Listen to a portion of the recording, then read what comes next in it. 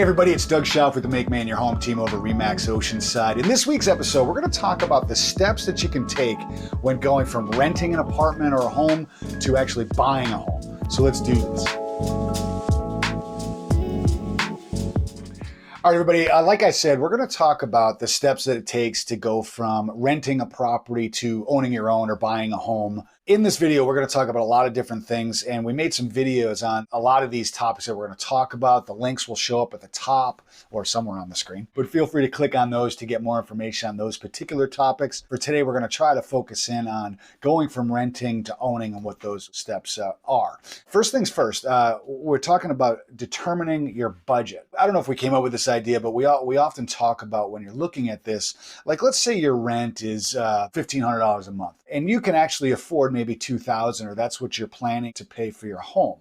What we would recommend is right away, start taking that difference, the difference between $1,500 and $2,000, that $500, and put it away somewhere, kind of start socking it away towards your down payment. If you already have your down payment saved up and all that stuff, that's great. But still, if you take that $500 away, it goes towards your down payment, but then it also gets you used to paying that extra mortgage and make sure that you're comfortable with that payment. So we do recommend that. Just try to get in the swing of it. You train yourself to be good at paying that amount. And then the next step, of course, is to get pre-approved for a mortgage. We've made some videos on this. We've got some great lenders that we work with. Reach out to a great lender, figure out exactly what you can afford, figure out exactly what the best loan product is for you. That's where you can kind of determine what your down payment can be. We've talked a lot about what your down payment needs are going to be. Like a lot of people think 20% down is required. It's not necessarily required. There's a lot of loan options that you can do as little as 5% or FHA's 3.5%. There's even no down payment options. So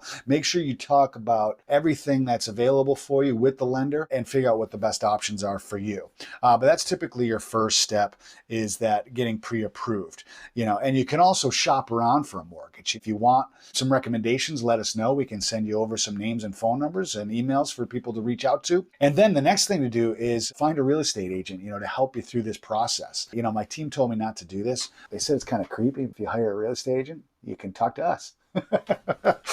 So anyway, hire a real estate agent, get a professional. When you're going through this thing, you're spending a lot of money on a home. It's hundreds of thousands of dollars. So it's good to have a professional in your corner looking out for your best interests and helping you guide you through all these steps. That's just going to make the whole process so much easier. And then once you do land on the broker or the agent that you want to work with, then it's time to just start searching for homes. There's a lot of websites out there to search. There's Zillow, Realtor.com. We have one, Make Maine Your Home .real estate. You can check out the link below and search for homes. That's kind of the fun part. You get to check, look on your computer and your iPhone and all that stuff and just kind of look at all the houses, look at all the great pictures, check out locations. That's sometimes the fun part.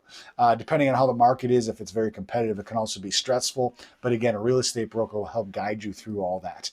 And then, searching for homes, it's not just looking on the computer, but it's going to see homes, getting familiar with the homes, making sure that it's something that's going to work for you and your family. Get excited about it, of course, once you're in the home. And then it comes down to making an offer and closing on the property. Depending on how the market is, we could talk you through, a real estate broker can talk you through how to make an offer, how to make it more attractive, or how to negotiate and get maybe some money off of the property, depending on what's happening. Each property is different, so you're definitely going to want a professional there guiding you through that.